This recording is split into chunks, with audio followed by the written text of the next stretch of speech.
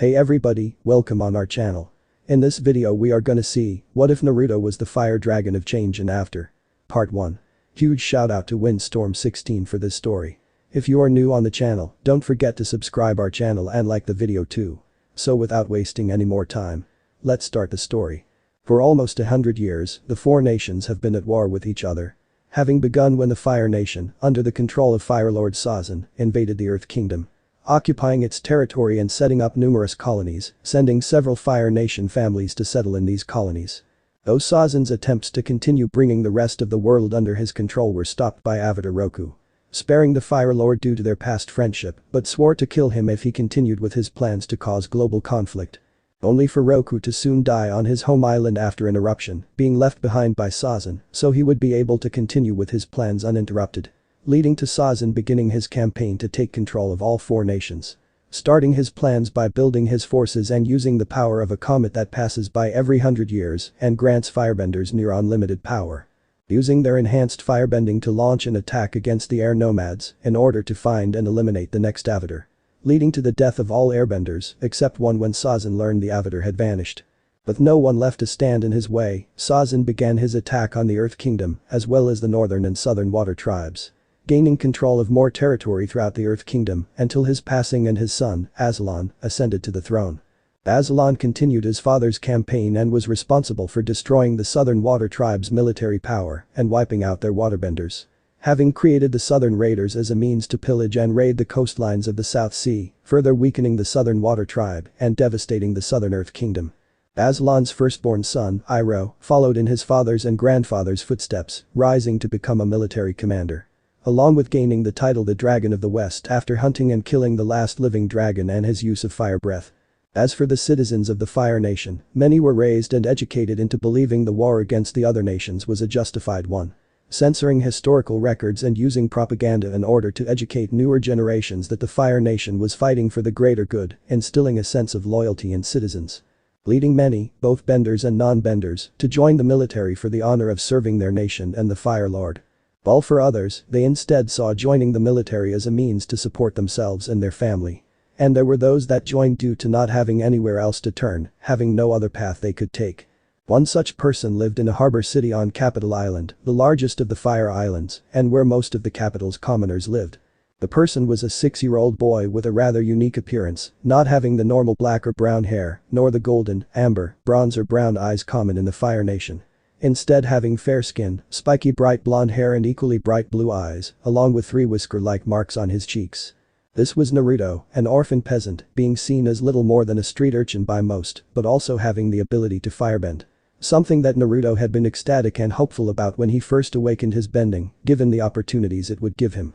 The biggest one being able to join the Fire Army, along with the chance at being able to rise above being a regular soldier. As while non-benders were able to join, it was rare for them to rise higher ranks than a firebender. Unfortunately, Naruto wasn't able to do anything, even with his bending, due to him not having the finances to enroll into the military academy, nor the skill to warrant enough attention for recruitment. Though he didn't let that stop him, with Naruto training every day to use his bending as well as some non-bending skills. Wanting to be able to show he's talented at fighting, even without his bending, along with other skills that would get him noticed.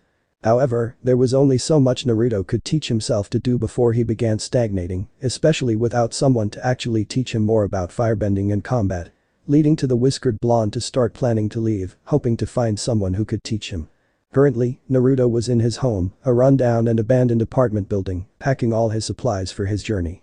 Having had to steal most of them, wearing a hood and mask to hide his eye-catching hair and eyes. Okay, I have everything I'll need, hopefully it'll last long enough to reach land. Thought Naruto, closing his bag and grabbed a map of the four nations. Looking out the window, Naruto saw it was now nighttime, making him nod before grabbing his bag and put it on his back. Exiting the building, the whiskered blonde began making his way out of the city, being careful to not be seen before he began running once he was outside. With it not being long before he arrived at the shore where a dinghy was waiting for him, something else Naruto had stolen and hidden away for when he was ready. Throwing his bag into the dinghy, Naruto grunted as he began pushing it into the water, before jumping in once it was far enough in to let the tide carry it further out to sea. Grabbing his map and laying it out, Naruto picked up the oar and began rowing, excited and hopeful to find someone who will be able to train him. Time skip 2 days. I really should have thought this through. Naruto thought, sighing as he continued rowing, wanting nothing more than to slam his head into a wall. Things had started out fine, with him making a course for the Fire Nation colonies, knowing they would be the best place to start searching for someone to teach him firebending. Stopping a few times to rest, eat and drink to recover his energy, while making sure he stayed on course. But while Naruto was able to keep himself energized, there wasn't anything he could do about his tiredness. Having forced himself to stay awake, at least until he could find land to sleep. Only to have ended up falling asleep at some point, waking up after about 5 hours, going by the position of the sun from when he fell asleep and woke up. Something that made the whiskered blonde panic with how he could have drifted off course. While having no way to tell where he was now or which direction he was facing, Naruto simply began rowing straight ahead, hoping to find land soon. Rowing throughout the entire night, splashing water on his face whenever he came close to falling asleep again, not wanting to risk drifting off again. Though after 2 days and seeing no land in sight, Naruto began losing hope, now simply wanting to get back on dry land. Starting to wish I was a waterbender instead, at least then I'd be able to try and catch some fish. Thought Naruto while looking at his dwindling supplies and rations, knowing if he didn't find land soon, he might as well throw himself into the ocean. If there are any spirits out there, I could really use some help or at least be shown where I'm supposed to go. Naruto said, looking around for anything, any signs that would help him figure out which way he's supposed to go. Only to jump while his eyes widened when he heard thunder overhead, with Naruto freaking out when he looked up to see dark clouds and felt rain start hitting him. "Oh come on," shouted Naruto before he began quickly rowing to try and escape the storm.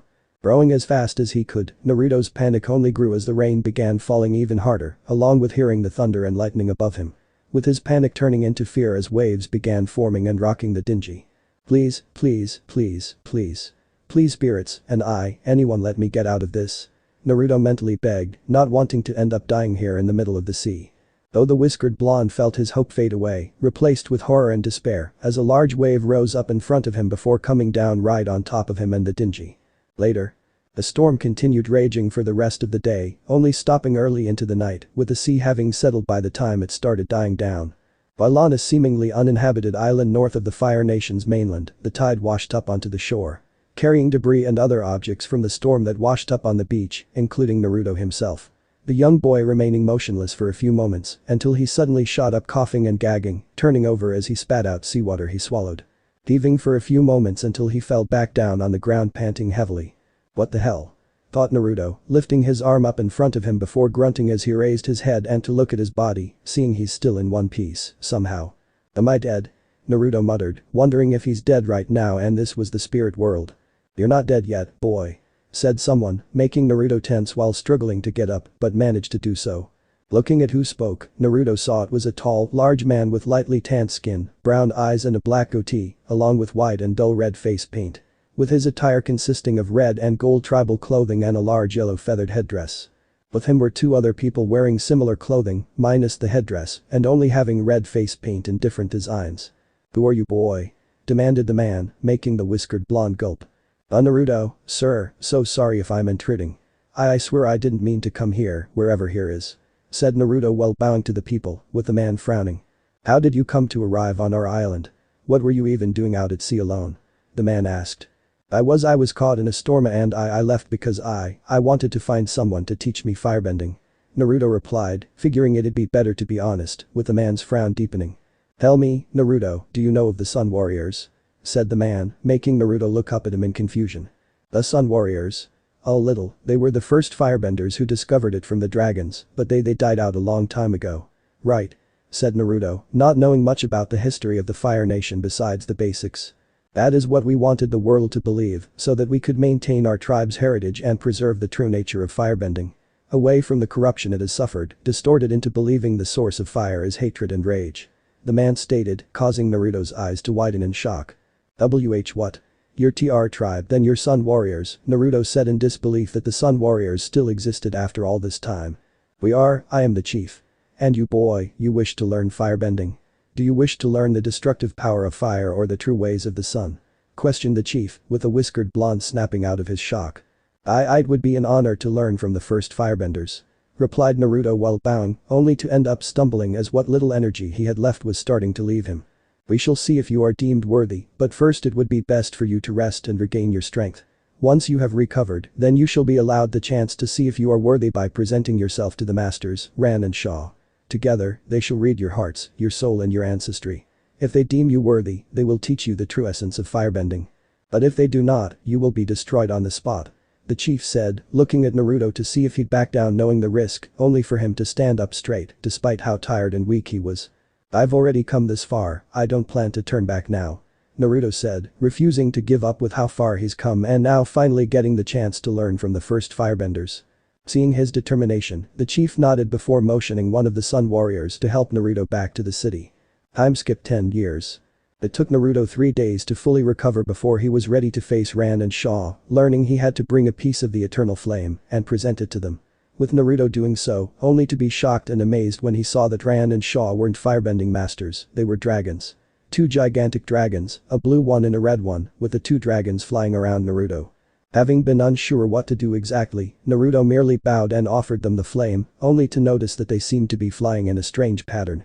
With neither dragon seeming to stop, the whiskered blonde began copying their movements, wondering if that's what they wanted. Which seemed to work as after he finished copying them, Ran and Shaw flew down on either side of the mountain, seeming to judge him. Until finally, they both unleashed blasts of fire around Naruto, much to his awe at seeing the swirling flames and all the different color. The young boy being able to understand the true meaning of firebending, that it wasn't destructive power, it was life and energy. Afterwards, he'd learned from the Sun Warrior chief that the last person to visit them had been General Iroh, with Naruto realizing he lied about killing the last dragon to protect Ran and Shaw.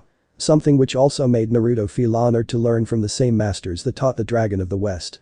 Naruto stayed with the Sun Warriors for 4 years, training under them to master the dancing dragon and his firebending, along with adding his own changes and style to it.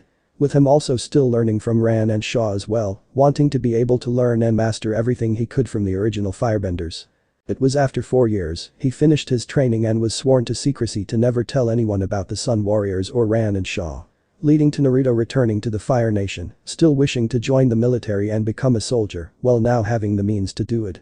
Once he returned, Naruto began taking part in firebending matches, both as a means to make money and to get attention. Knowing his fastest way into the academy was to be noticed by some high-ranking officer and get them to sponsor his enrollment. Which eventually happened, given that a 10-year-old being skilled enough to challenge and defeat firebenders older and more experienced than him would get attention. With Naruto being enrolled into the academy in less than a year after his return, graduating when he is 13 years old, where he rose through the ranks of the Fire Army. By the time he was 15, Naruto was able to rise to the rank of High General and given command of his own forces. With him also getting more streamlined armor like most officers wear.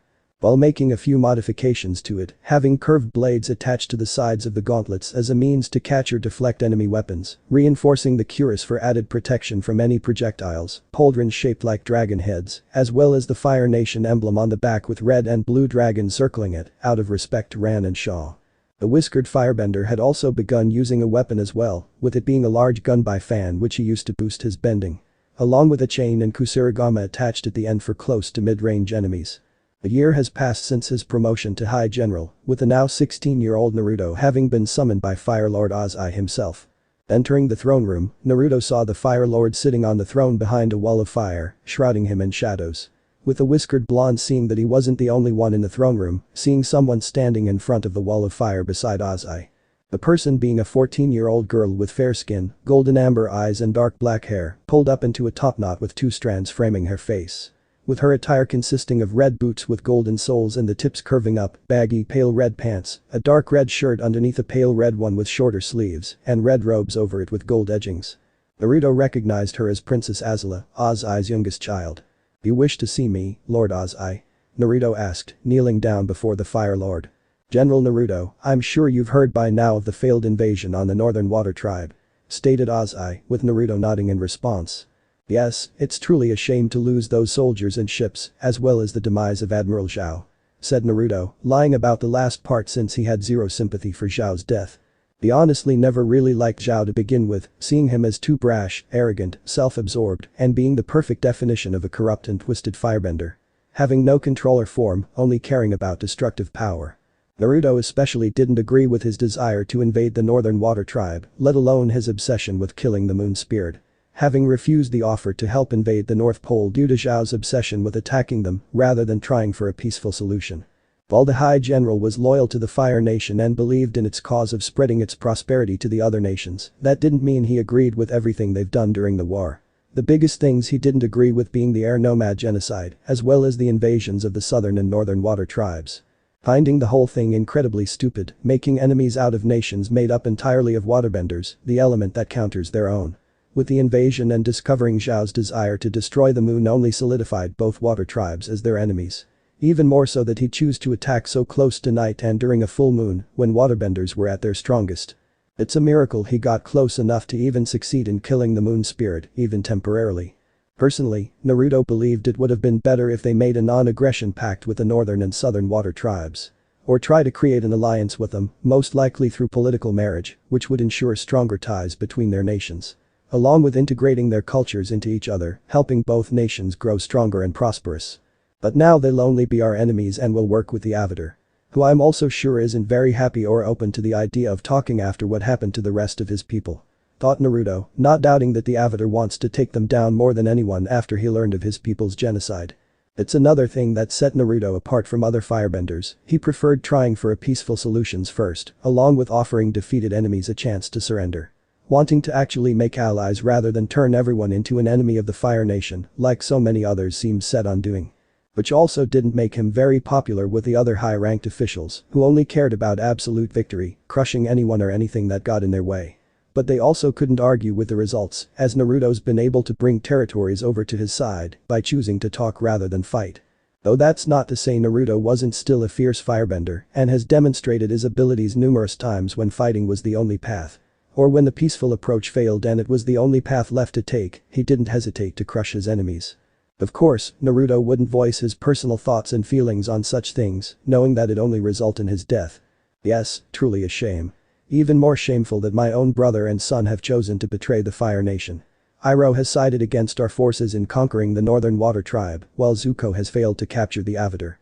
Both have now been labeled as traitors to the Fire Nation, so it now falls to Azula to capture them and find the Avatar. Said Oz-I, with Azula smirking at her assignment, pleased at the chance to hunt down her uncle, brother, and the Avatar. Which now brings me to why you have been summoned, General Naruto.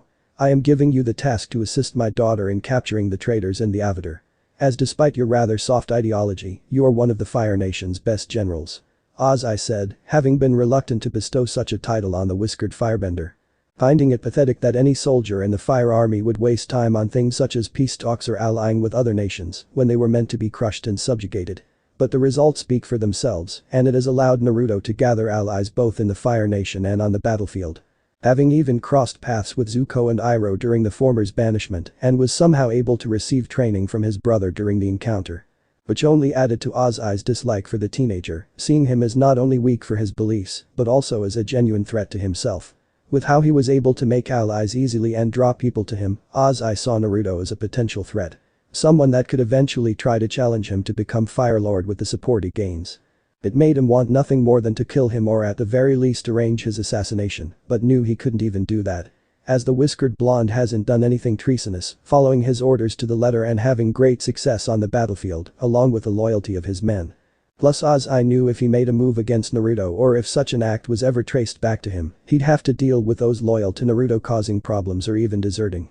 And as much as the Fire Lord hated to admit it, Naruto was also far more useful to him alive than dead. It would be an honor, Lord Oz-I. I shall do my best to assist Princess Azula in her task. Said Naruto before seeing Azula walk up to him, looking down at him with a smirk. I'm sure you will. But allow me to make a few things clear, I will not have you jeopardizing my mission with your silly little desires to talk or find a peaceful solution. I expect you to follow my orders to the letter, and should you hesitate to strike the traitors out of some misguided loyalty, I assure I will not hesitate to bring you down. Azula said, narrowing her eyes at Naruto, who looked at her with a raised brow before he stood up, making the Fire Princess be the one who has to look up. And I assure you, Princess, I never hesitate and fulfill all assignments given to me. If Prince Zuko and General Iroh are to be brought in, they will be brought in. If the Avatar is to be hunted down, he will be. I only hope you're as good at following orders as you are at giving them. Naruto replied, much to Azula's surprise and anger, that he didn't simply bow down to her, instead actually standing up to her. And who are to think you can give me orders? Demanded Azula, angry that he thought he could order her around. I mean no offense, Princess, as I have heard that you are one of the most powerful firebenders of our generation. But you also don't have any true military experience, so I hope that you will be able to follow orders and listen to those with such experience.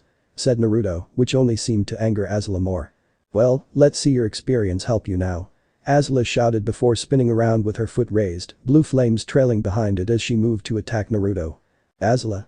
Oz, I yelled, the wall of flames shooting up in response to his anger, while the fire princess froze at her father's voice. You will stop this foolish behavior immediately. I expect this kind of behavior from Zuko, not from you. You will act as one befitting of your station, understood, said Ozai, narrowing his eyes at his daughter, despite his own displeasure at Naruto's attitude, while Azula bowed her head. Yes father, I understand. Replied Azula, a little nervous at having her father's anger directed at her, but also giving Naruto a dark glare for this humiliation. You had better. You both have your mission and are dismissed to prepare to locate the traitors and the Avatar. Ozai said, with Naruto and Azula both bowing to the Fire Lord before exiting the throne room. With Azula giving Naruto one last glare before walking away, with the blonde firebender rolling his eyes at her behavior before shaking his head. Leaving as well to prepare and to have the soldiers under his command moved over to the Fire Nation royal sloop. Along with seeing to it that any other assigned personnel are properly integrated as well. Later. It wasn't long before the royal sloop was ready to leave as the crew was on board, while Naruto had gotten all his soldiers onto the ship, with Azula having her own group of Imperial firebenders. Once the ship had left port, it began heading for Zuko's and Iroh's last known location, a village resort located on the Suoku River. With Naruto stand in the deck with the royal procession, who all soon went down to their hands and knees as a palanquin was carried out by some servants. I'll never understand the point of those. Thought Naruto while shaking his head as the servants opened the curtains and Azula stepped out, motioning the soldiers to stand up. My brother and my uncle have disgraced the Fire Lord and have brought shame on all of us. Azula stated as she walked between the rows of soldiers. You might have mixed feelings about attacking members of the royal family. I understand. But I assure you, if you hesitate, I will not hesitate to bring you down. Dismissed. Said Azula, wanting them all to know what happens if they displease her. If I may, princess, I don't believe threatening the soldiers is a good way to inspire loyalty nor morale. It will also means there would be less people to operate the sloop if you start killing crew members. Naruto stated, causing Azula to look at him in anger and annoyance. You would do well to keep your opinions to yourself, General. I am the one in command of this mission, and you will be wise to not test my thinning patience. Retorted Azula, still angry at how he humiliated her in front of her father and wasn't going to let him do the same in front of the soldiers. Of course, princess. But perhaps I should remind of the necessity of listening to the advice of others, otherwise you could make a mistake or repeating a previous one. Said Naruto, the Ravenette growling as she is tempted to incinerate him, but restrained herself. Your advice is noted. Now did you have something important to tell me or did you just come to waste my time? Azula demanded to try and regain control of the situation. Yes, princess, I'm afraid the tides won't allow us to bring the ship into port before nightfall.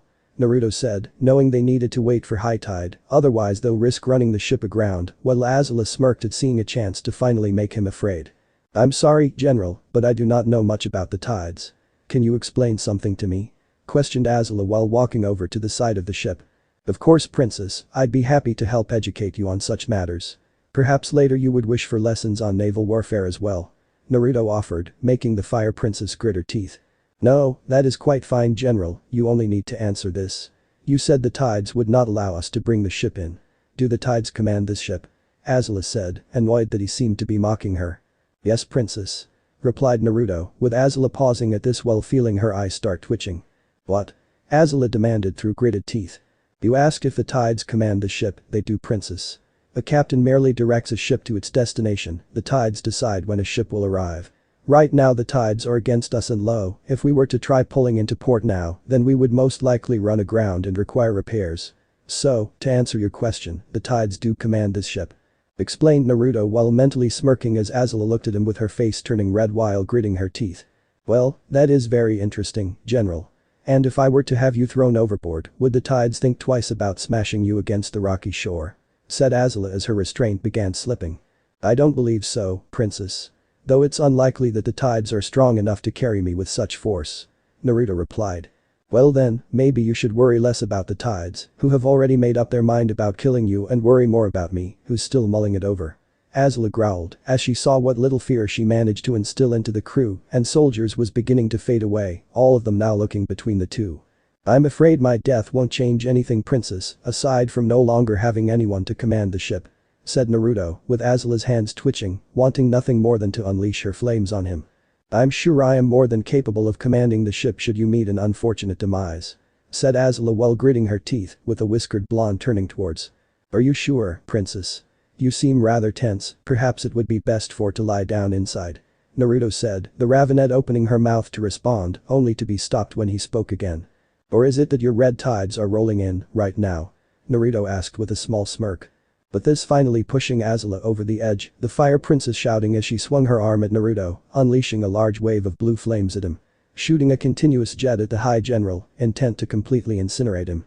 Only for Azula to be shocked when Naruto closed the distance between them, ducking under her flames, grabbing her wrist as he did so. Before pushing her arm into the air, turning towards the flames she unleashed, thrusting his arm towards them before flicking his wrist up, guiding the flames into the air before they could hit anyone. What? Azula thought, shocked that he was able to not only dodge her attack, but also manipulate her flames.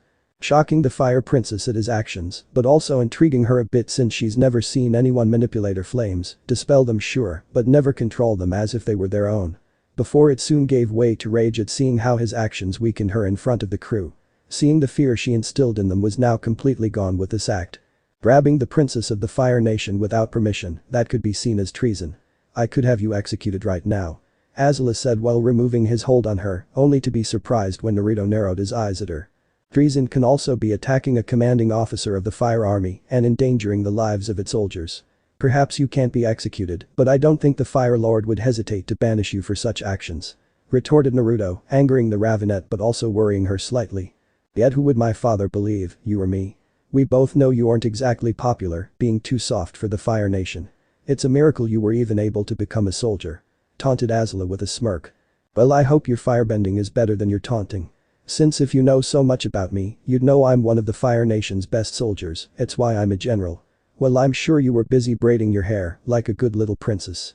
Oh wait, I mean your servants were busy braiding your hair, can't have the princess of the Fire Nation know how to take care of herself. Naruto said with his own smirk, making Azula scowl. I can take care of myself just fine. I was already a firebending prodigy by the time you were lucky enough to get the attention needed to even join the Fire Army. I don't even know why father would waste time sending you on this mission, the only thing you'll accomplish is messing everything up. Azula retorted, with the High General merely smirking at her. Yet here I am.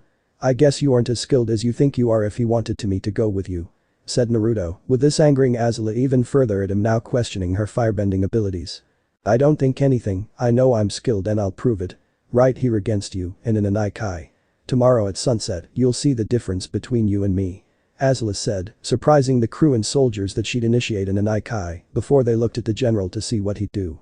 You wish to challenge me in an Agni Kai? Alright, what are the stakes? Naruto said, accepting the challenge.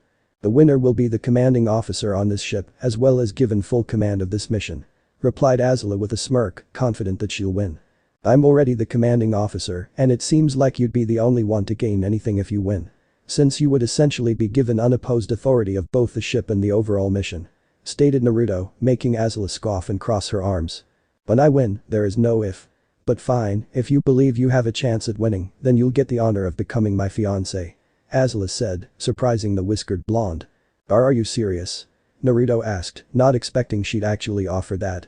Oh, I'm very serious, as I'm sure you have such a good chance at winning. Azula replied sarcastically, making Naruto look at her blankly while seeing that she wasn't being serious. Fine, winner becomes commanding officer of the ship. Said Naruto, with Azula smirking at him accepting her challenge. Someone send a message to my father. Azula said, wanting her father to approve the Agni Kai and stipulation to make it official, while leaving Naruto no way to try and get out of it. With an officer leaving to prepare the message for the Agni Kai and the stipulations in place for the winner to be sent to the Fire Lord. Time skip one day. The next day at sunset, the royal sloop had dropped anchor while the entire crew was on deck, though stayed on either side of the ship's tower to avoid getting caught between Naruto and Azula. While Azula's firebending instructors Lo and Lee sat at the top of the steps, acting as the mediators. With Naruto and Azula both being across from each other, kneeling down and both only wearing black pants and a red cape over their shoulders, while being bare-chested. Though Azula also had bandages wrapped around her breasts to preserve her modesty. Standing up, the two discarded their capes and got into their stances, waiting for the gong to sound and the start of the Agni Kai, hearing it not a moment later.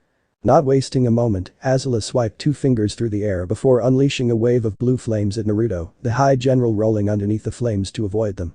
Before kicking his leg out at Azula, shooting a blast of fire at her, with the Fire Princess shooting several fireballs that dispersed his flames. Aiming her fingers up, Azula released a jet of flames before bringing it down onto Naruto, who punched his fist at the flames, shooting a fireball through them to create an opening to jump through. Flipping in the air, Naruto released a wave of fire at Azula. The Ravenet rolling out of the way before putting her hand on the ground and spun around, kicking her legs repeatedly at Naruto, releasing several waves of flames at him. Who held his arms in front of him before throwing them out just the fire reached him, dispelling the flames, only to be surprised to see Azula flying at him, shooting jets of flames from her hands and feet. The Fire Princess smirked before aiming her hands and feet at Naruto, unleashing 4 powerful jets of blue fire at him. Acting quickly, Naruto released a blast of flames to his right, propelling him off to avoid getting hit by Azula's flames. Before he then propelled himself back down to the ship, landing and creating a long stream of fire he grabbed and launched at Azula. Who retaliated by creating her own fire whip and launched it at Naruto's, the getting entwined, with Azula using her momentum to get behind Naruto and strike him across the back. Only for the High General to kick his leg out, releasing a blast of flames, forcing Azula to roll out of the way to avoid them. Rotating her hands, Azula created a whirling disc of flames that she launched at Naruto, before creating several more which she threw at him as well. With Naruto jumping around to dodge the fire discs until Azula threw 2 at once at him. The whiskered firebender waiting for the right moment before jumping in the air, right between the discs before putting his hands out and taking control of them, throwing them right back at Azula. The Ravenet thrusting her hand down, creating a firewall in front of her that blocked the discs before she held her hands together. Manipulating the firewall to shrink into a tiny firebomb in her hand, which she then thrust towards Naruto, unleashing a powerful explosion. Rotating his arms, Naruto began manipulating the explosion and made it shrink down before it could damage the ship, before thrusting his fists forward, launching 2 powerful streams of fire at Azula. Who unleashed her own streams of fire that collided against Naruto's. The attacks colliding against each other before they burst past each other, with Naruto and Azula barely avoiding getting hit by the firewalls rushing past them. Seeing a chance to win, Azula quickly shot jets of flames out of her feet, launching herself into the air, before releasing a hug amount of flames out of both her feet and hands behind her. Propelling herself at high speed straight towards Naruto, smirking as she quickly closed the distance between them. Cutting off the flames from her right side, Azula spun around in the air with her left held out to slam her flame-covered foot into Naruto's head. Only for her eyes to widen when Naruto ducked down under her kick at the last second, grabbing her ankle before dispersing her flames, throwing the Fire Princess at the bow of the ship. With Azula grunting at the impact before she went to get up but saw Naruto standing over her with his fist pulled back. "You done?" Naruto asked, making the Ravenet scowl. "No, but you are," said Azula, placing her hands on the ground behind her before flipping, releasing arcs of flames from her feet, forcing Naruto to jump back. Getting back on her feet, Azula began rotating her arms, creating trails of lightning, before bringing her hands back together before thrusting her hand forward, shooting a bolt of lightning at Naruto. The Fire Princess being pleased, knowing she's won the match while doubting he'd be able to dodge lightning or was capable of doing it himself. Before being shocked when Naruto held out his left hand with 2 fingers extended and seemed to catch the lightning before drawing right hand down his arm towards his stomach, then throwing his arm out, shooting the lightning back at Azula. But rather than hit the Ravenet, it only shot past her, though Azula was still shocked that he was able to redirect her lightning. But the shock leaving Azula open as Naruto propelled himself at her, jumping up and flipping in the air, shooting a wave of flames at Azula, who only managed to barely dodge. But before she could retaliate, Naruto landed behind her, kicking his leg at her, releasing a jet of flames that knocked Azula back. Not stopping there, Naruto continued towards Azula, while spinning and kicking his leg out, releasing waves of flames at her. Pushing Azula further and further back before Naruto suddenly stomped his foot on the ground, releasing a blast of flames across the deck of the ship that knocked Azula off her feet. But the Fire Princess attempting to get back up, only to freeze when Naruto stood over her, leaving her unable to try and attack or get up. The sight making her scowl, not wanting to accept it, but knew she'd lost. "Well, finish it," said Azula, knowing an Agni Kai doesn't end until a combatant is burned. The whiskered blonde thrust his fist at her, shooting a fireball at Azula, but rather than hit her, it only impacted the ground, something that only seemed to anger Azula more. "Maybe we don't get along, but I'm not going to burn a comrade," Naruto stated before offering her a hand, the sight making Azula scoff and smack it away as she stood up. "The winner, General Naruto. You have won the right to remain in command of the royal sloop. Along with being given full authority of the mission to locate and capture both the Avatar, as well as Prince Zuko and General Iroh," said Lee. "As well as have won Princess Azula's hand marriage as your fiancé," Lo added, causing Naruto's and Azula's heads to snap towards them. "What?" The two shouted in shock at what she just said. "Yes, General Naruto is now your fiancé, princess.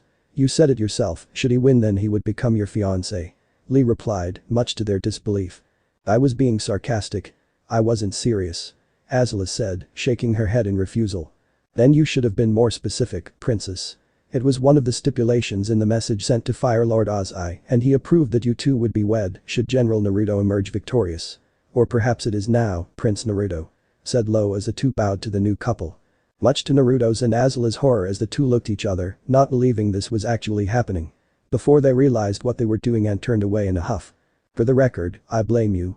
Naruto stated, making Azula grit her teeth. You're the one that refused to learn your place. Retorted Azula, blaming him for antagonizing her. Excuse me for not being a lapdog since there is a difference between loyalty and blind obedience, princess. Maybe, you should have acted less like a spoiled brat. Said Naruto, still refusing to look at her. And maybe you should respect your betters. Azula yelled, wanting nothing more than to fire another bolt of lightning at him. Is this how flirting is done these days? It was much more straightforward in our day. Lo and Lee asked while watching the two argue. We're not flirting. Naruto and Azula shouted while glaring at the two instructors before glaring at each other, only to turn away again. With Lo and Lee glancing at each other before nodding, both knowing the two were really flirting. The next day, Azula was on the deck of the ship with Lee and Lo, training furiously as the memories of her Agni Kai match against Naruto kept flashing through her mind. Angry that he was able to beat her, even more so that he was able to use her own lightning against her. But despite her anger, she was still intrigued by him, now seeing his strength firsthand and how he stood up to her. Remain focused, Princess Azula. Lo said, seeing that the Fire Princess wasn't fully paying attention to her training. You must keep a clear mind. Added Lee, causing Azula to scowl at them. I am focused. Retorted Azula before closing her eyes and taking a deep breath, standing perfectly straight. Moving her arms in a circular motion, Azula created trails of lightning before her hands met and thrust her hand forward. Only to be sent stumbling forward when rather than firing a bolt of lightning ahead of her, the lightning was launched through her other hand behind her. With Lee and Lo noticing how her lightning didn't remain on a controlled path, branching off before fizzling out of existence. What? Thought Azula, getting up while not believing what just happened, that she messed up her lightning generation, despite having performed the exact same motions she always has to create it.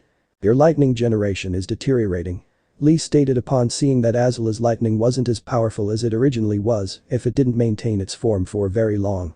Focus and control is incredibly lacking. Lo said, making the Ravenette's anger grow even further. My lightning is as powerful as ever. See. Azula shouted, going through the motions again, this time succeeding in firing a lightning bolt ahead of her.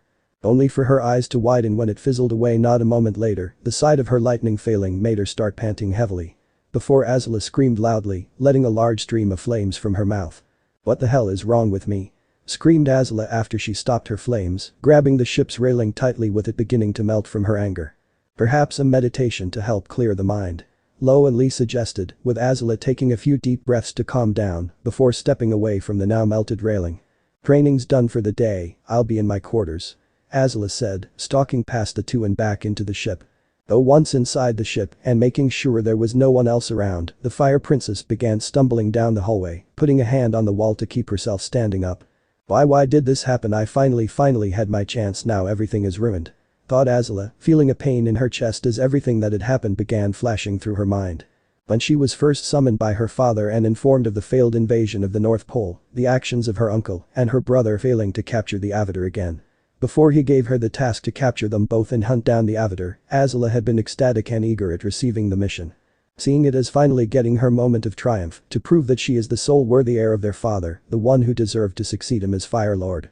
Only for it all to come crashing down not even an hour later, being embarrassed in front of the only family member that truly acknowledged her. And he compared me to Zuko. I am nothing like that embarrassment, he can't even capture a single child. I've done everything fathers asked of me and I just made one mistake. And he compares me to Zuko, thought Azula, knowing how much her father hated Zuko and saw him as weak, a disgrace and an embarrassment. So for him to compare her to her brother, it stung Azula far more than she cared to admit. Now I've lost control of not just this ship but the entire mission as well. And now I'm forcefully engaged to the jackass that caused all this. Thought Azula, feeling anger and hatred towards Naruto for setting all of this in motion just because he couldn't show her the respect she deserves. But the worst part was that Azula knew she couldn't even blame Naruto or anyone else. The only person she could really blame is herself because her own pride and hubris got the better of her and she knew it. Azula closed her eyes and shook her head when images of Naruto began flashing across her mind, looking at her without any fear, not backing down from her threats, the power he displayed during their Agni Kai, even showing her mercy and offering to help her up. Being the only person besides her father that isn't afraid of her, even her own mother, brother and uncle were afraid of her, but he wasn't. Then being able to match her in conversations, always having a response ready for anything she could come up with. But also proving to be her superior in firebending, not only being able to manipulate her own flames, but also redirect her lightning as well. Why? Why? Why? Why? Why? Why? Why? Why? Azula mentally screamed as she turned down a narrow hallway, unable to keep walking as she leaned her back against the wall, before slamming her fist into the wall in front of her. Before she slid down the wall, pulling her knees up to her chest and buried her face in them, with the Fire Princess letting out a muffled scream as she soon began crying. Letting out all the built-up anger, pain, rage, sadness, confusion and hurt that she's kept bottled up the last few days, since her entire world was turned upside down. Why did this happen? Why did any of it happen? Why does he seem to have this effect on me? And why can't I stop thinking about him? Thought Azula, wondering why she seemed unable to stop thinking about Naruto and how he had an effect on her she didn't understand. Ravanette, unaware of it being a developing attraction and admiration of Naruto, having never experienced attraction to anyone or anything before, nor felt true admiration of anyone. Leaving her unable to understand what these feelings were nor what they are. Something that made Azula feel scared and vulnerable at not being in control. Which in turn led her to something she did understand and preferred, anger. Taking a few moments to collect herself, Azula eventually got up and continued towards her quarters, not taking long to arrive. Only for her eyes to widen in shock when she walked in on Naruto wearing nothing but a towel, showing that the High General had just taken a shower after finishing his own training. With the two looking at each other in shock and embarrassment. As while Azula had already seen Naruto without a shirt during their Agni Kai, now she's seeing him in nothing but a towel. What are you doing in my room?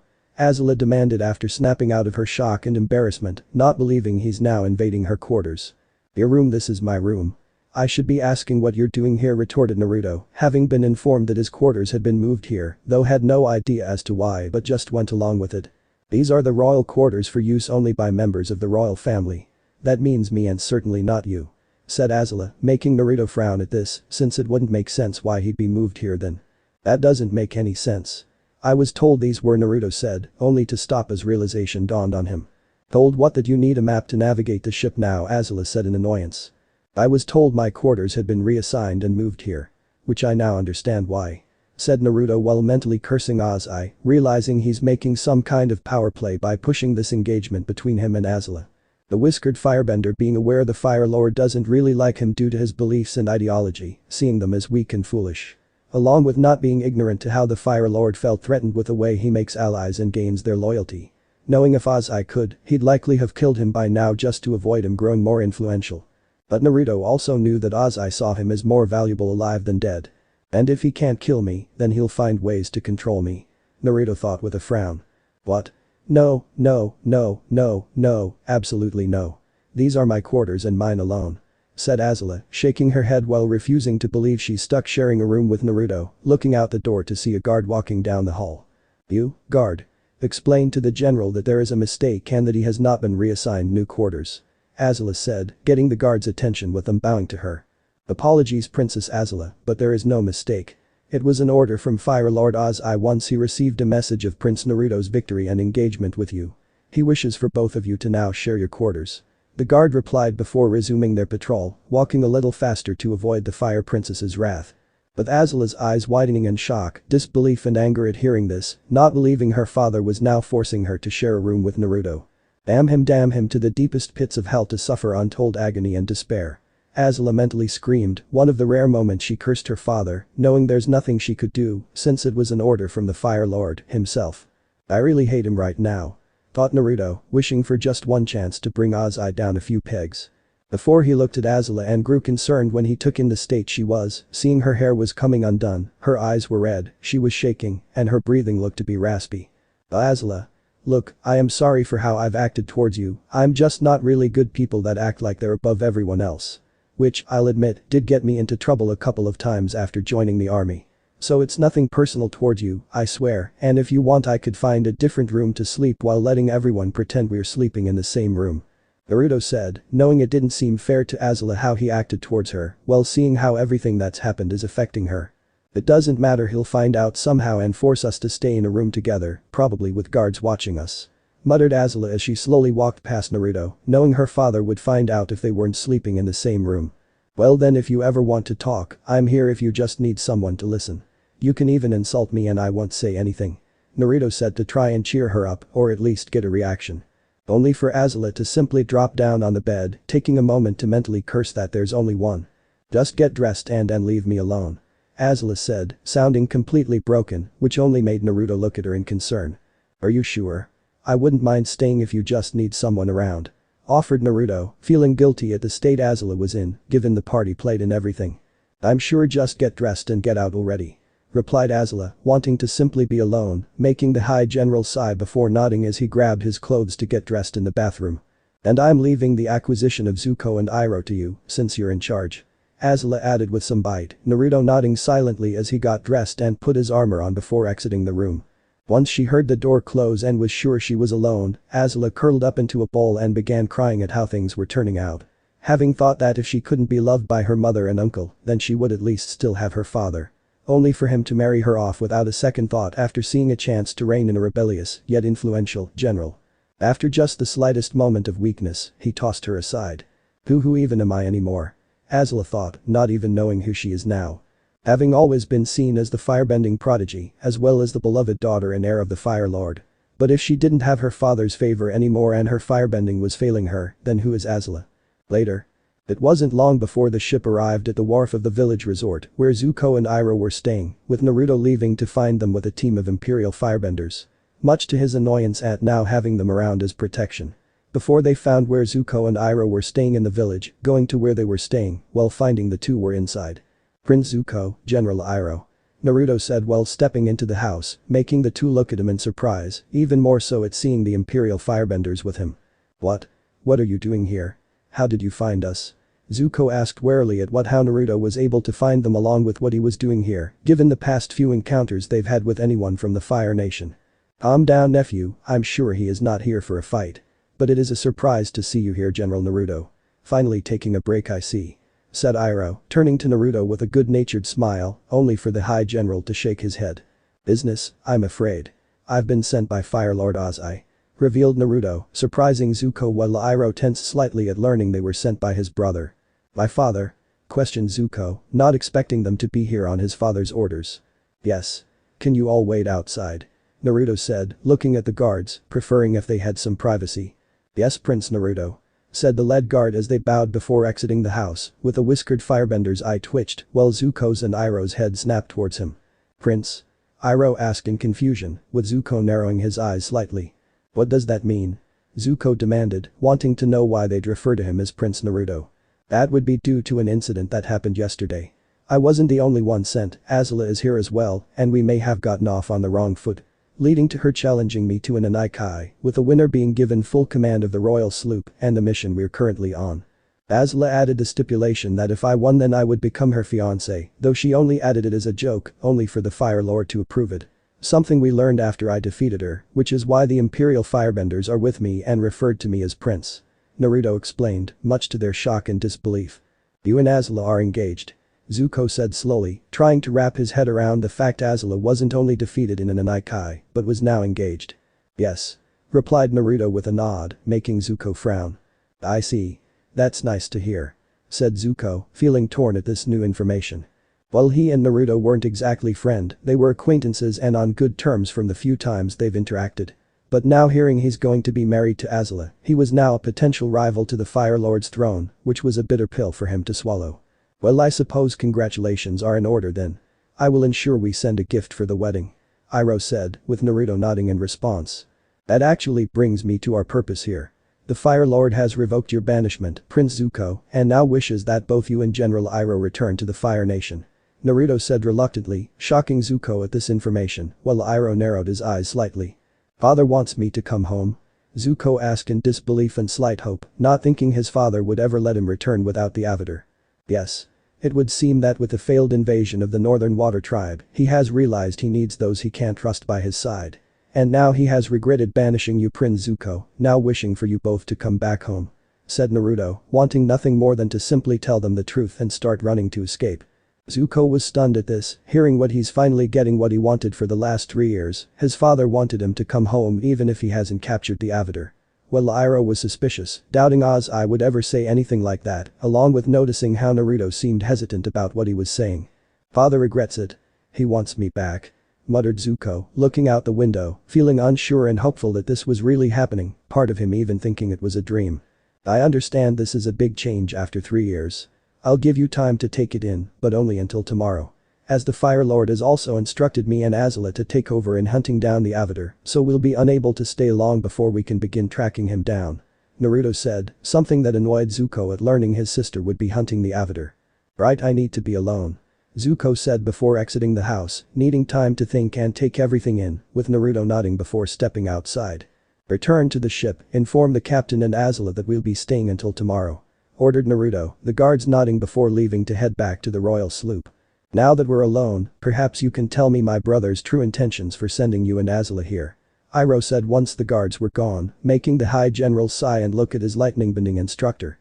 Ozai's not doing this out of the kindness of his heart, we were both sent after both of you due to your actions at the North Pole, revealed Naruto, with the Dragon of the West putting the pieces together himself. Feeling saddened that Zuko is facing the consequences of his actions, but he also couldn't stand by and do nothing as Zhao killed the moon spirit. I thank you for being honest in your intentions, Naruto. I knew Ozai would not take kindly to such actions once he's learned about them, said Iroh with a nod, knowing no one else would have revealed the truth and simply let them walk into a trap. Don't thank me, since this is all I can tell and do for you, out of respect for our shared masters and for helping me with my lightning bending. After this, I will be performing my duty as a fire army general and bring you both in.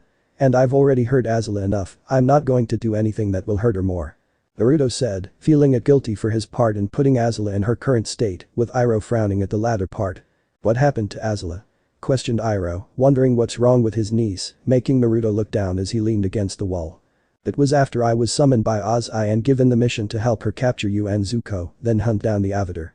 She tried threatening me, thinking I'd be a loyal lapdog she could boss around, but when I didn't and pushed her a little, resulting in her she trying to attack me, only to be reprimanded by Ozai and compared to Zuko. Then on the ship she tried threatening the crew only for me to stop her, before trying to intimidate me again, only to fail, again, and I may have made a joke about her red tides, and she attacked me again. I deflected her attack and we started arguing until she challenged me to an Agni Kai, which you already know how that went. Now she's just, Naruto said before sighing and smacking his head against the wall. Just what? Iroh asked, feeling a little concerned for Azula.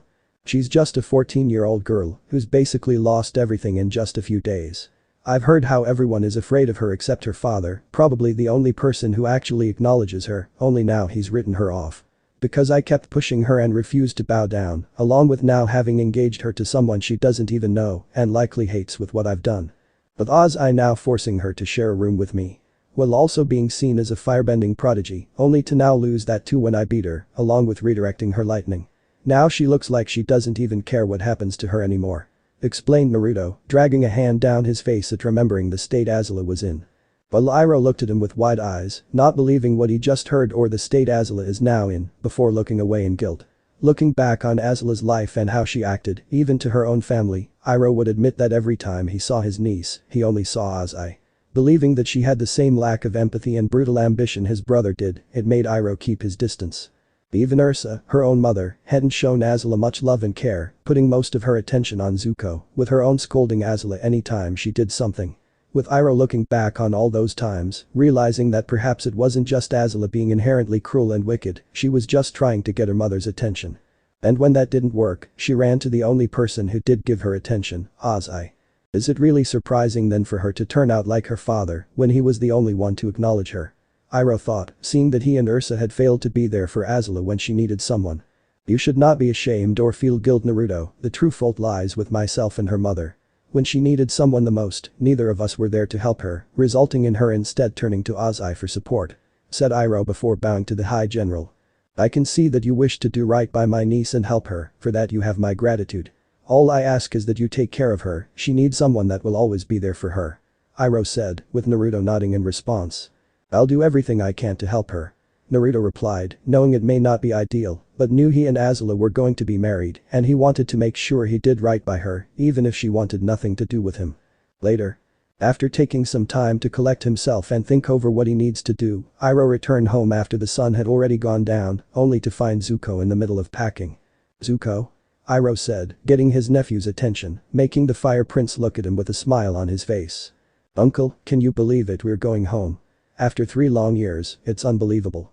Zuko said, overjoyed that they were finally able to return home, even if he hasn't captured the Avatar, they could go home again. But the Dragon of the West frowning at this, having hoped to get the chance to convince Zuko to not take the offer to return to the Fire Nation and avoid going into a trap. But now he's stuck in a conundrum, with Zuko's safety and Azula's mental health. "It is unbelievable. I have never known my brother to regret anything," stated Iroh, knowing he needed to convince Zuko to not go with Naruto and Azula. "Did you listen to the general? Father's realized how important family is to him. He cares about me," retorted Zuko, losing his smile and started getting irritated with how his uncle wasn't as happy as he was. "I care about you. I know Ozai, he isn't the kind of person who has regrets. And if he wants you back, well, I think it may not be for the reasons you imagine," Iroh said, trying to get him to see reason without revealing the truth. "You don't know how my father feels about me. You don't know anything," Zuko shouted while walking past Iroh, refusing to lose this chance to go home. "Prince Zuko, please, just think about this more, you shouldn't risk yourself like this. Let me go and speak with Ozai myself to see what he truly feels and wants. Stay with General Naruto and your sister if you wish to help them hunt down the Avatar. Or stay here for a few more days to enjoy the time of peace and relaxation," said Iroh, feeling he was the main priority for Ozai and he wouldn't lose much sleep if Zuko wasn't present when Naruto and Azula brought him in. "What is your problem? I thought you'd be happy to go home, happy that I wouldn't just be the banished prince anymore," yelled Zuko, glaring at his uncle, now believing he didn't want him to go home at all. "I didn't mean that.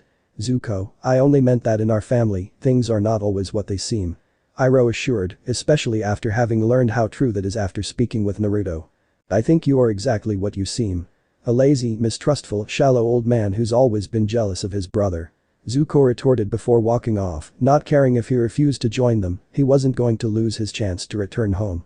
With Iroh watching him go sadly before sighing and went to grab some paper and a brush, knowing what he needed to do to ensure his nephew and niece were both safe. With Azula. Meanwhile, Azula was on the deck of the ship alone, training her firebending. Taking the chance when no one else is around given how her abilities seem to be deteriorating. The Fire Princess scowling as she went through the motions to create lightning, only now her lightning wasn't even appearing anymore as she did so. While only shooting out a stream of flames whenever she thrust her hand forward to fire it. "No, no, no, no, no. Come on. Where is the lightning?" Azula thought, getting frustrated and a little worried that she seems unable to even create lightning anymore. Before her eyes widened when she shot out another blast of fire, seeing her blue flames flickering out of existence until they turned into a regular orange color. "No, no, no, no, no, no," Azula said repeatedly as she tried creating more flames, only to see they were no longer blue at all, being completely orange, much to her horror at her fire being weakened now. What is wrong with me?" Azula screamed, releasing waves of flames around her, not believing she's not only lost her lightning, but now she's losing her fire as well. "No. No, I'm not losing my fire. I'm one of the best firebenders in the world, I have flames that no one else could hope to possess," thought Azula as she took several deep breaths.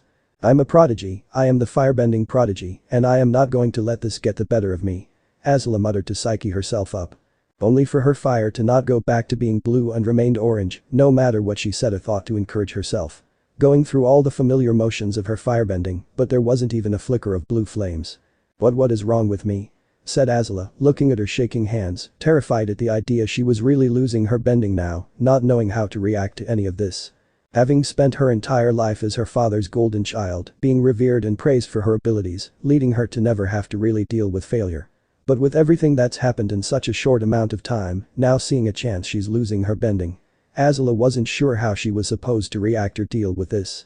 "There's nothing wrong with you, Azula," Naruto said, making her jump slightly and look at him with narrowed eyes. "How long were you standing there?" Azula demanded, not wanting him or anyone to see her weaken fire, with the whiskered firebender going over to her. "Long enough. Your form is really good, but I can see your flames are getting weaker," stated Naruto, the Ravenet scowling at him before unleashing jet of flames. "My fire is as strong as ever. I simply don't see a reason to use my full strength and training. And never say anything about me as weak. I am not weak and I am not a failure," shouted Azula while giving him a glare, seeing he still didn't look at her with any fear or wariness. There's nothing wrong with failing, Azula, our failures are an opportunity to try again. They help us learn and grow to improve ourselves. Naruto said, making the Fire Princess cough at him. What would you know about failing? You're the amazing and talented High General, the youngest commanding officer in the Fire Army. I doubt you've ever failed at anything. Azula retorted bitterly, not thinking he's failed at anything before. You'd be surprised. Before I was even in the military academy, I left the Fire Nation to find someone to teach me firebending, since I didn't have anyone who could teach me. I ended up getting caught in a storm with barely any supplies and was completely lost. Then when I joined the academy, I had an inflated ego since I had won several firebending matches to get noticed and sponsored by a high-ranking officer. I ended up challenging some of the older recruits and was lucky they didn't decide to burn me for being arrogant. When I was also first promoted and given command of my own men, we were sent to deal with a division of earthbenders. We defeated them and I gave them the chance to surrender, which they accepted, only for it to be a trick as there had been more than we expected, leading to us getting ambushed. We managed to defeat the earthbenders again, even with their backup, but it cost men and women under me their lives, simply because I chose to give them mercy. Though I didn't give them a second chance afterwards. We've all failed before, Azula, especially me. But I don't let it keep me down, I learn and grow from my failures. And I know you can too. I also know that while we haven't known each other long or much about the other, from what I've seen of you, you're stronger than you know and won't let anything keep you down, let alone something like this. Naruto said, looking at Azula, who looked at him in surprise to hear he's failed before along with his words to her. Who trained you? Questioned Azula, wondering who even trained Naruto to firebend. Some old firebenders I encountered after finally managing to reach the colonies. They were pretty old and passed away not long after I finished my training. But what they taught me has helped my firebending be better than it ever could have been.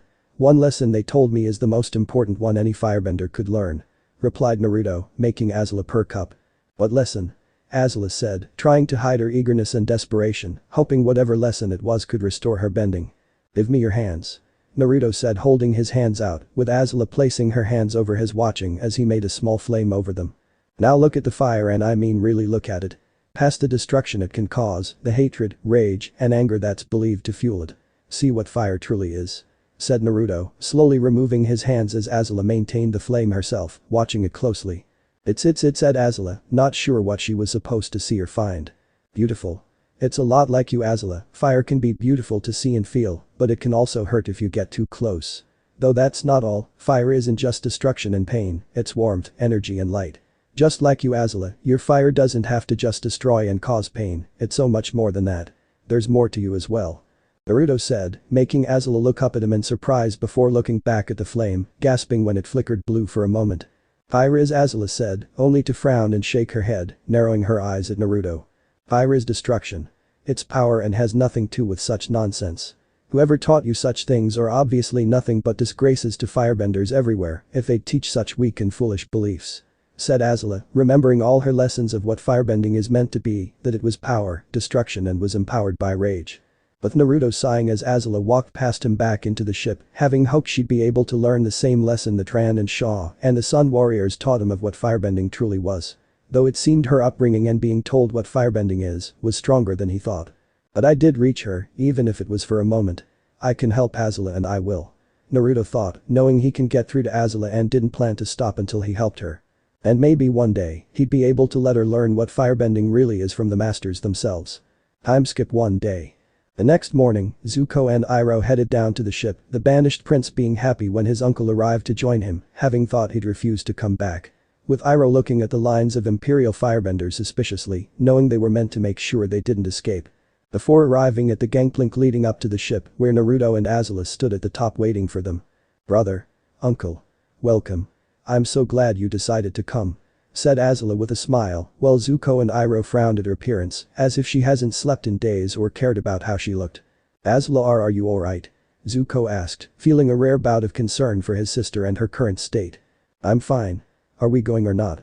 Azula snapped, making Zuko's frown deepen, while Iroh looked away in guilt at now seeing what the effect his actions and inaction had on his niece. Set a course for the Fire Nation, Captain, we're going home. Said Naruto, hoping Iroh had a plan to get them out of this, otherwise the moment they left they would be prisoners. Home. Muttered Zuko wistfully, wondering if anything's changed since his banishment, before he and Iroh began walking up the gangplank to the ship. You heard the general. Raise the anchors. We're taking the prisoners home. the captain said, only for his eyes to widen at what he just said, with Zuko's eyes widening at realizing what's really happening, while Azula glared murderously at the captain and Naruto facepalmed. I think it's safe to say that Imperial Firebenders weren't given their position because of their skill and intelligence, if this Dumbus is a captain. Naruto thought, not believing anyone could be that incompetent. Not a moment later Iroh slammed his bag into a guard's head before kicking another way, launching a blast of fire at one behind him before pushing a fourth off the plank. Grabbing one and spinning around before throwing them into the water as well. While Zuko grabbed the captain and threw him into the water while running up the gangplank, glaring at Naruto and Azula. You lied to me? Zuko shouted, angry that he fell for more of Azula's lies. Like I've never done that before. But I technically didn't lie, not that it'll matter in a few moments. Said Azula with a smirk before kicking her leg towards her brother, releasing a blast of flames at Zuko with him noticing that they weren't their normal blue, but the standard orange they once were when they were kids. Jumping over the flames, Zuko thrust his fist forward, shooting a fireball at them with two guards getting in front of Naruto and Azula, releasing jets of flames that dispersed it. Before jumping up, using their shoulders as steps to get higher, swinging his leg and releasing a wave of flames at Zuko, who quickly shot fire out of his feet pushing him back where he landed on the dock. But before he could fire more flames at them, he was suddenly grabbed and pushed back by Iroh who got in front of him. Zuko. Get out of here now, I'll hold them off. Iroh said before creating a large fireball and launched it at the guard running down the gangplank, throwing them against the ship or into the water. What? I'm not going to, said Zuko, refusing to run away or abandon his uncle, only to be pushed back while also feeling something being slipped into his robes by his uncle, before a wall of fire rose up between them. Zuko, for once just listen to what I'm telling you. Go now, I'll catch up with you soon. Said Iroh, leaving no room for arguing, making Zuko look at him with wide eyes before he reluctantly nodded. Fine. But you better hurry up. Zuko said before he ran down the dock to escape, hoping that his uncle will be able to get away. Seeing his nephew escape, Iroh nodded before quickly turning around and threw his arms out, dispelling a large wave of flames from the guards. Rotating his arms and manipulating the flames into a fireball before pulling his hands back only to thrust them forward. Turning the fireball into a massive blast of fire that threw the guards back. Before Naruto split the fire in half down the middle, with Azula shooting jets of fire out of her hands and feet, propelling herself towards Iroh. Flipping in the air, Azula launched an arc of fire at her uncle, who span around the flames before creating a fire whip from his hand which he launched at Azula. The fire princess responded by creating her own fire whip that clashed against Iroh's. With Naruto propelling himself into the air to get behind Iroh, launching himself at the ground, slamming his down and unleashing a wave of flames towards the former general. Looking at the wave of flames, Iroh kicked his leg back, shooting out a jet of fire that cut through the wave, while Naruto propelled himself off to the side when the flames rushed towards him. Shooting several fireballs at Iroh as he moved through the air, who proved more agile than he looked as he spun around the fireballs before his cheeks bulged out and threw his head back. Naruto's eyes widened at this before he quickly propelled himself into the air, just as Iroh unleashed a gigantic blast of fire from his mouth, causing the water to start steaming from the intense heat. With Azula quickly getting out of the way as Iroh moved around, unleashing his fire breath all around him, hitting any guards unfortunate enough to not get out of the way and were thrown through the air. Until Iroh aimed his flames into the air when Naruto moved above him and unleashed his own fire breath, the streams of flames colliding against each other. Only for the flames to stop when Iroh cried out as Azula got behind her uncle, unleashing a jet of fire at his back, sending Iroh crashing down the dock. Getting up shakily, Iroh was forced to move back as Azula continued firing waves of fire at him, moving up the gangplank and onto the ship. Before he stumbled slightly when the fire princess slid her foot across the ground, releasing a wave of fire at his feet. Seeing this, Azula created a flame at the tip of her fingers before thrusting it forward, unleashing an explosive burst of flames. The dragon of the west crying out as the flames hit him, sending him skidding across the ship, groaning as he tried getting back up only to fall to the ground unconscious. Much to Azula's shock at seeing her uncle taken down by her own hand. What? No, that doesn't make sense. Azula thought, not believing she actually managed to take her uncle down before looking to where Zuko ran off. Narrowing her eyes at seeing her brother manage to get away before scowling at her uncle, knowing that something was going on. But Zuko. Meanwhile, Zuko had run as fast as he could from the ship, looking back once he was at the stairs, only to see his uncle being overwhelmed. Making him tempted to run back to help him, but didn't since Iroh had wanted him to keep running. And he did, the banished prince kept running until he soon reached a river, feeling he'd gotten far enough away. With him then falling to his hands and knees, stuck in a state of shock and self-loathing, not believing his uncle would let himself be captured for him. And angry at himself that this happened in the first place, just because he believed his father wanted him back home. Damn it. Why can't I do anything right? Zuko thought, hating that it seems like he can do nothing but fail ever since his banishment. Before remembering his uncle had slipped something into his robes, pulling it out only to be surprised to see it was a wrapped bundle of scrolls. Opening one of them, Zuko saw it was a firebending scroll, while seeing that the rest of them were the same, along with a scroll on lightning generation and redirection. Uncle, why did you do this? Were you planning to let yourself be captured? Thought Zuko in disbelief that his uncle would give him these, as if knowing he would be captured before seeing another smaller scroll, opening it to see it was a letter. Zuko. If you're reading this, then it means I have let myself be captured by Azula and Naruto. Please do not blame yourself for this, my nephew, it was my choice to let them take me prisoner, so that I may fix my mistakes. I was never there for your sister when she needed someone, I only ever saw my brother in her. A lack of empathy, cruelty, burning ambition, and the inability to love or care for another. But now I see how I failed her, by seeing only Azai in her, that is who she ran to. I know you seek your father's love and approval, but please understand this, nephew, I have known Azai his entire life.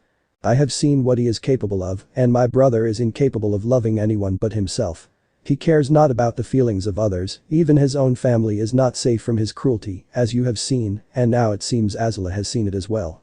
That is what makes you both different, you and your sister, you both possess a battle within yourselves, that of good and evil, for it is your nature, your legacy. You know of your great-grandfather Sazan on your father's side, but what you do not know is your mother's grandfather, Avatar Roku. The two of you are descendants of the man who started the 100-Year War and the man who opposed him. It is why you have struggled with yourself for so long, Zuko, the battle between your great-grandfathers still exists within you. It was a battle I believe Azula had lost, giving in to the evil of our family, but I have learned it is still going on and could break her if she is not helped.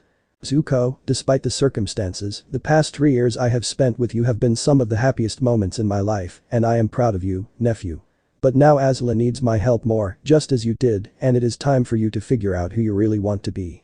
Should our paths ever cross again, I look forward to seeing the man you have become. Uncle Iroh. P.S. The scrolls with you are to help you complete your firebending training, as well as the knowledge of lightning generation, along with how to redirect it, a technique I created myself. Good luck and good journeys, Prince Zuko. Zuko looked at the letter in shock with tears in his eyes, not believing that he and Azula were the great-grandchildren of Avatar Roku. But more than that, despite how he treated him at times, his uncle still cherished the time they spent together ever since he was banished. Uncle, I promise, I won't let you down, and I will return for you one day. Zuko swore, refusing to let his uncle down after he gave himself up so he could escape and that he would free him one day, when he was ready. Before he pulled out his pearl-handled dagger, looking at the inscription on it. Never give up without a fight, I don't plan to give up ever. Thought Zuko before grabbing his ponytail and cut it off, knowing it'd make him too recognizable. Dropping it in the river, Zuko wrapped the scrolls and note before he continued running, just in case guards would be sent after him. The Teruel sloop. Back on the royal sloop, Azula was being congratulated by the soldiers and crew members for succeeding in taking down and capturing the Dragon of the West. With the Ravenet only able to give half-hearted, unsatisfied responses before quickly slipping away from everyone. Not feeling like she really earned the right to celebrate defeating her uncle, if she even really defeated him. Before she headed down to the brig to the cell where Iroh, glaring at her uncle as he simply sat down as if he wasn't a prisoner. You seem to have recovered quickly. Most other people would still be unconscious after getting hit like that, Azula stated accusingly. I have simply become used to hiding the true extent of my injuries, Princess Azula. The battlefield isn't a good place to focus on being hurt, replied Iroh, which only made Azula growl while grabbing the bars. I'm not in the mood for your games. You let yourself be captured, tell me why, Azula demanded, knowing despite his age, her uncle could have defeated them all without even trying, with only Naruto likely lasting the longest. Is it so wrong for an uncle to want to spend time with his niece after so many years? Iroh asked, angering Azula further. I said no games. Shouted Azula, only for Iroh to look at her seriously. It's no game, Azula. I have learned that I wasn't fair to you during your childhood. I was never there for you when you needed someone to care about you, and it pushed you straight into Azai's arms. I know it's something I cannot change, but I can hope to be there for you now. And right now, all I can do is apologize for never helping you when I could. Replied Iroh while bowing his head, making the Fire Princess glare at him. Don't pretend to act like you care. I know what you really think of me, you think I'm a monster. Just like everyone else, just like her. Azula retorted, only for Iroh to shake his head. I never saw you as a monster, Azula, but that's what you wanted everyone to see you as. You wanted people to fear you enough that they wouldn't leave you alone. But you don't have to be alone anymore, I wish to be there for you now. And it would seem your new betrothed also wishes to be there for you, as well. Iroh said, with Azula scoffing. I don't want you or him there or anywhere for me. Trust is for fools. Fear is the only reliable way. You fear me too. Even my own mother feared me. That's all I have fear, being a prodigy, being father's favorite, and now I have nothing.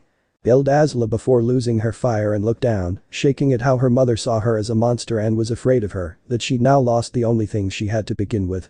You're wrong, I didn't fear you either. You are my niece and I do love you, Azula. I'm sorry for not showing that better and trying harder. I never realized how much your mother and I failed you until now. All I can do is try my best to make up for my failure and help you in any way I can. And you don't have nothing, if only you'd look beyond what Azai has taught you, then you would see you have more than you can imagine. Said Iroh. The Ravenet punched the bars and glared at him. Shut up. Just shut up already. I don't need you, Naruto, mother or anyone else. You should be more worried about the hole you'll be thrown into and left to rot in for the rest of your miserable life, old man. Azula said, hoping to get a familiar reaction out of him, only for Iroh to simply bow his head. I will still be around should you need anything, Azula, or simply wish to talk. After all, I will be having plenty of time on my hands soon. And I will be happy to talk to you whenever you need me. Iroh stated. His words only making Azula scream before releasing a jet of fire at her uncle, her eyes widening as the flames fizzled out before they could even reach him. Not looking at Iroh again, Azula immediately rushed out of the room, not knowing what to do or what to believe anymore. Finding herself running back to hers and Naruto's room, finding the whiskered firebender already inside, with Naruto taking notice of the state she was in. Not saying anything, Naruto went up to Azula and wrapped an arm around her shoulder, the fire princess not having the strength to even push him away. Guiding her over to the bed, Naruto sat them down with Azula simply looking at her lap. My offer still stands, if you want to talk about anything, I listen. Or we can just sit here for however long you want. Said Naruto, wanting her to know he's here if she has anything she wants to talk about. I went to see my uncle, we talked, and he tried saying he regrets not being there for me. That he was sorry and wants to make up for it. I didn't believe him. I tried to hit him with my firebending but my fire it didn't even reach him, Azula said, feeling tears in her eyes, but refused to let them fall or be seen. Why did you go to him? Naruto asked, looking at her curiously. I don't know, okay. I don't know why I did it. I don't know why I even came here. I don't even know why I'm telling you anything. You don't care either. Yelled Azula, trying to keep up a strong front and failing at it. Yes I do. I know I haven't acted like it, but I do care, Azula, and I want to help you. Said Naruto, only for the Ravenet to try and push him away. No, you don't. And I don't care what you want to do, I was perfectly fine before you showed up. You ruined everything, you ruined me. Just go somewhere else. Said Azula, trying and failing to push him away before eventually giving up from her mentally and emotionally fragile state. With Naruto looking at her sadly before standing up and lifting her up onto the bed, laying the fire princess down, with Azula immediately turning away from him. The High General then set up a futon on the ground, giving Azula one last look before lying down. End chapter. So this part ends here. If you want to see next part of this series, like the video now and share the story with your friends. Bye bye.